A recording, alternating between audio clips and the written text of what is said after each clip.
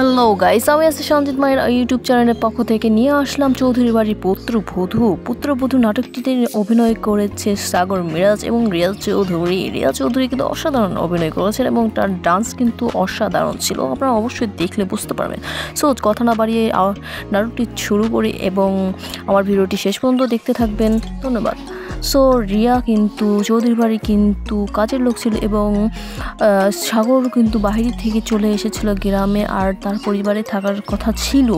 So তার পরিবার কিন্তু একটা মেয়ের সঙ্গে বিয়ে ঠিক করে, আর সাগর তো রিয়াকে পছন্দ করতো, সে তো কাউকে বিয়ে করবে না। সো রিয়াকে সব কথা বলে, আর সেই দিন যখন তার পাত্রী নিয়ে আসে এবং পাত্রীর লোকেরা আসে, তো সেই রাতে রিয়াকে বিয়ে করে নিয়ে আসে, কারণ সে তো অন্য কাউকে বিয়ে করবে না। সো এই কারণে কিন্তু তার বাবা কিন্তু ক্ষিপ্ত ছিল, আর তার বাবা কিন্তু অতি কিন্তু বলতে গেলে চৌধুরী সাহেব কিন্তু অনেক বদমেজাজি এবং খারাপ লোক ছিল।